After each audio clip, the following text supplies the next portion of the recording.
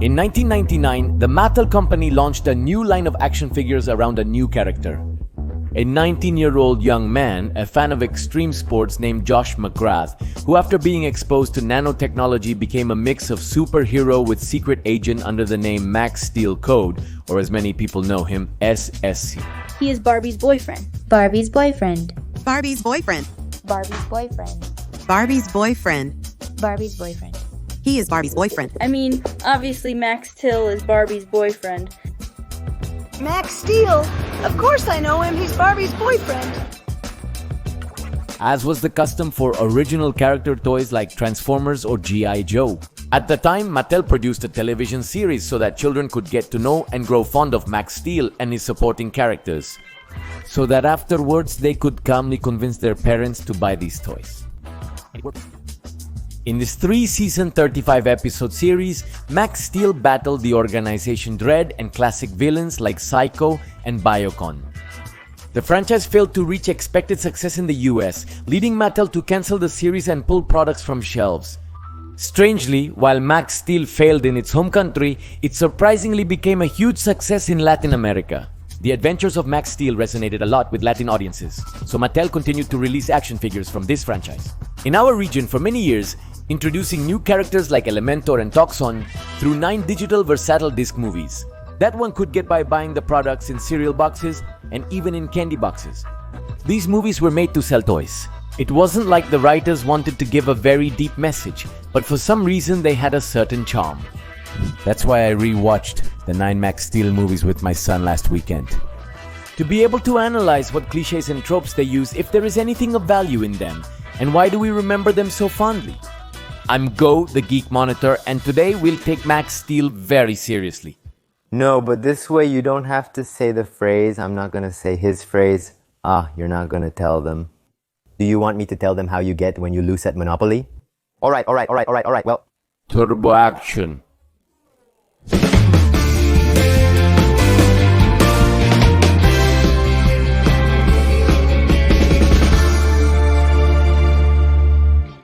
In one of the first press releases that Mattel put out about their new line of Max Steel figures, the company said its intention was to conquer the market for children under 12 years old. In order to achieve this, they placed a lot of emphasis on what they themselves called the character's cool factor. What does this mean? They tried to mix everything they believed that children found cool into a single character. That's why Max wasn't an old man like the G.I. Joes, but a 19-year-old who was also an extreme sports competitor. Through his powers and his secret identity, we see some elements of superhero stories. But his work at Entech links him more to secret agent stories, as if he were a young James Bond. But on steroids, will we return a little later to the topic of steroids? Because it turns out that it has been a controversy in which Max Steel was involved. Did it have anything to do with this?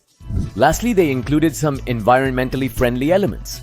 Because when you're a child, environmentalism seems cool, then many grow up and wash the sidewalk with a hose. But if children think environmental care is cool, not only does Max Steel revolve around this so-called cool factor, but all the names and concepts that the series and movies present to you. They seem to have been chosen through a focus group, a market research method in which several participants gathered to give their opinion about a product or service, in which children selected the coolest name even though it often didn't make sense. That's why we have names like Troy Winter, Jet Ferris, or concepts like vectorial engine, protonic magnet, nanoteam, and a clear tendency to overuse the word extreme. The Turbo Cross designed to operate in the most extreme environments. Electromagnets for extreme inclinations. Another very funny cliche is that Max often screams as if he were a cowboy riding a colt.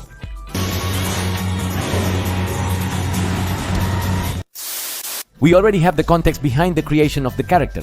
Now let's dive into the movies. The first film, titled Extinction Danger, came out a couple of years after the animated series.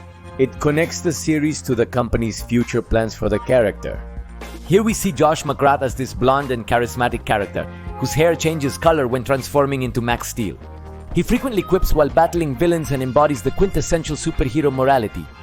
That is, he always does the right thing, and the series avoids entering into gray or doubtful areas. Morales. His supporting cast also consists of familiar archetypes seen in many other franchises.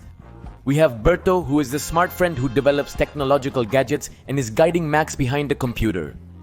To Kat, the tough girl with slight sexual tension with Max but not enough to overshadow him.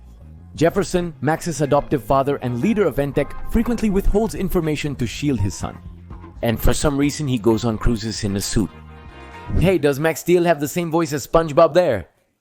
I don't know what you're talking about. It seems they didn't invest much into the animation as the settings lack depth. There are hardly any people in this world beyond the protagonist, and the few people that do appear have their faces blurred or covered to save costs.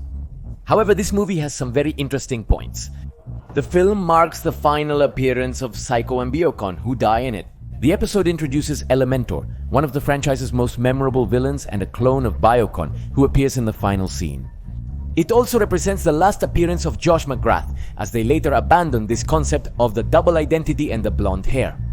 In the second movie, The Dominion of the Elements, Elementor is seen in action for the first time, gaining the power to transform into each of the 4 elements. And the metal?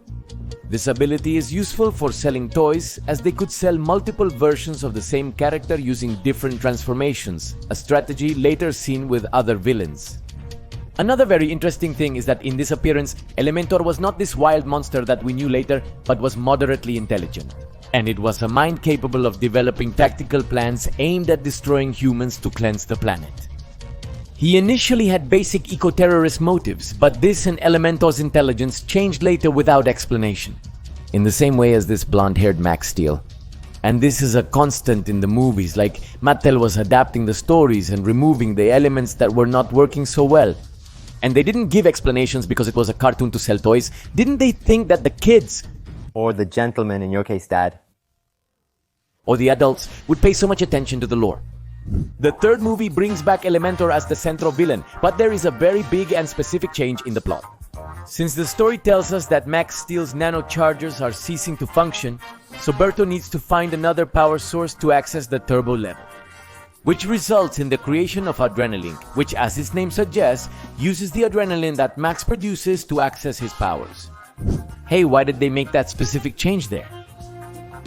It's because they said it encouraged kids to do drugs or something like that? Just as you heard it, Mattel thought this concept of Max, an athlete, having to inject a substance into his body to improve his performance was a bit like the use of steroids and anabolics. So they decided to change the concept by introducing Adrenalink, and the most valued phrase is more value equals more power. Their commercials from this period heavily stressed this point. There's a reason why Max Steel is super powerful. His strength doesn't come from another dimension or another world. Max produces 10 times more adrenaline than A normal human.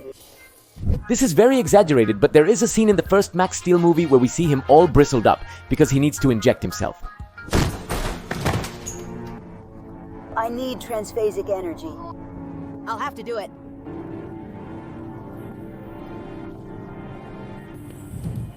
It seems Max Crick isn't a good man. In the fourth movie, called The Dark Enemy, we see another cliche of several stories in play. With the introduction of the character Troy Winter, who was Max Steel's rival in the extreme sports circuit whom he could never defeat. Here, Troy is hired by the co-founder of Entech to recover a mineral called Morphosos. But after an accident, he becomes the supervillain, Extroyer, who had the ability to absorb the powers of an animal and transform into them, which looked very cool in the action figures. Another archetypal character is the Dark Rival, who surpasses the protagonist. Originally, Troy Winter was not just Extroyer, but a Vegeta or Sasuke-like character, more talented than the protagonist. And a rival at first, but who eventually ends up becoming an ally. Another commonly used resource by Max Steel's writers is evident here. The ability they have to simulate the evolution of a character through small details. In each movie's opening, Max or a close associate accomplishes a previously unattainable feat. In a movie, Max masters a special move and uses it to defeat Elementor. In other scenes, Berto trains his hawk and Max masters 150% of his power. Or the use of Adrenalink, or finally defeating his longtime rival. Remember that these movies were made for very young children, and Mattel didn't worry about giving the characters a long narrative arc. But it's interesting to see how, through these small achievements, they gave us the feeling that the character was evolving when it wasn't. The fifth movie, Biocrisis, was crucial as it introduced a new character that became a sales hit. I'm referring to the robot Saitro, who was originally programmed to destroy Max Steel, but who towards the end of the movie made the decision not to do so, and sacrifice himself like the Iron Giant to save him. This character was very important because until this moment, Mattel had only been able to market Max Steel figures with different outfits and his villains, but Saitro gave them another character to sell. One that could help Max on the battlefield, with whom he could even interact. One of my favorite aspects of this movie and its sequels is the comedic relationship between Max and Saitro, a robot perpetually perplexed by human emotions. The next movie, The Mutant Menace, introduced the most powerful villain in this Max Steel version. I'm referring to the scientist Octavius Sander, who transformed into the villain Toxon, who is obsessed with polluting the world. I mean, it's the scientist Octavius Sander. Yes, indeed. Doesn't it seem very similar to Otto, Octavius Sander? No, it's completely different. Toxon was so powerful that the movie mentions it makes Elementor and Extroyer look like, and here I'm quoting, puppies and kittens. Which, well, continues with this trend that the series had of nerfing its old villains to give more weight to the new one. In the movie, Max Steel gains a power-up that grants him turbo power, but 10 times more potent. However, Saitro's arrival as a central character significantly impacted the team. Steel, Jefferson, and Cat stopped appearing in the movies altogether. No explanation was given for Cat, but the film tells us Jefferson was replaced by Mr. Ferris, a kind of military leader in the style of Nick Fury, who would now be in charge of Entech, and he wouldn't let Max always have his way. Initially tense, they eventually learned to trust one another, becoming friends. Hey, but the next one is my favorite. And yes, if there is a climax in the Max Steel movies, it's definitely in the next movie. I'm talking about Max Steel against the Toxic Legion, drawing inspiration from supervillain groups like the Legion of Doom. The franchise brought together its three major villains from this new stage, Elementor, Extroyer, and Toxon, and pitted them in an epic movie against Max Steel and Entech. This movie stands out not only for the number of villains, but because we see a redemption arc in the character of Troy Winter, who is controlled in some sections of the movie. He reverts to Extroyer and ultimately faces Toxon. A brief aside for this plot point, Elementor is already a cliché of these wild, less intelligent, brute force characters who are often manipulated by someone smarter, in this case, Toxon. By this point, Max easily defeated him. His motivations also changed dramatically, as now Elementor simply wants more power regardless of how he gets it. Toxon manipulates him into a giant storm, which Max Steel and Troy Winter defeat. The movie has animated sequences of much higher quality than the others, a great fight inside a city.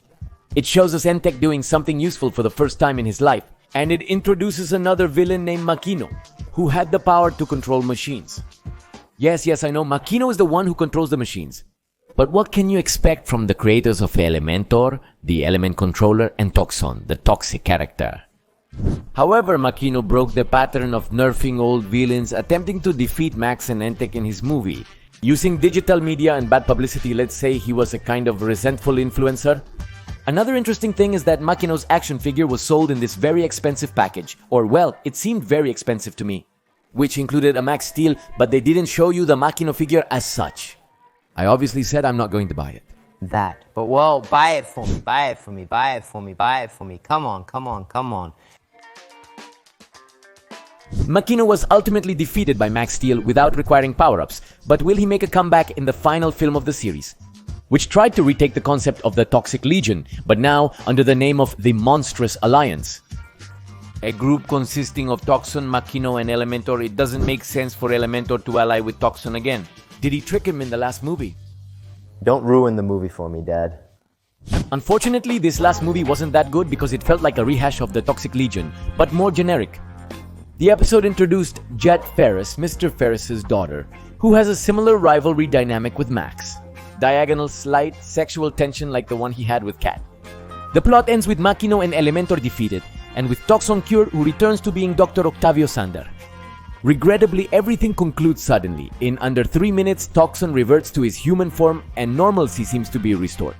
The story lacks closure, leaving the fate of Entech and Max Steel unknown. This may be due to plans for more movies that didn't materialize. The reboot, broadcasted by Cartoon Network, came in with a completely different story. And it's a real shame, but I have good news for you because in a display of budget and creativity, today I present to you here the alternative ending of Max Steel, the closure we deserved and could never see. So I hope you like it. Well, Saitro, today we finally finish with Entech, the most powerful villain we have ever faced. Yes, Max, but you should be happy, and I hear your voice differently. Well, old friend, I think it's time for me to leave Ventec for a bit. You know, enjoy life and finally reunite with the love of my life, Barbie. Oh my god, this is so awkward. What? What do you mean, awkward? It's just that, Max, I thought you would never leave Entech. And well, I'm kind of seeing someone already. You're not back with Ken again, are you? No, that would be weird. Have you seen him? No, Max, meet the love of my life, but I think you already know him. We're leaving now, babe Elementor? The guy with the weird fetishes. Oh, Max, you've always been so conservative. That's what I like most about him. But... See ya. Bye. Take care. Well, at least I can always... Go back to Entech, isn't that right? Saitro, oh Max. But I already have a new partner. Meet Max McGrath, the new Max Steel. Nice to meet you, sir. Delighted to meet you. Hey, what do you mean, sir? Yes, I mean, you've been 19 for like 15 years, haven't you? Hey, it's been 13 years, just 13 years pretending I'm still 19. I think the future is now, old man. Better just press this reboot button. No, wait.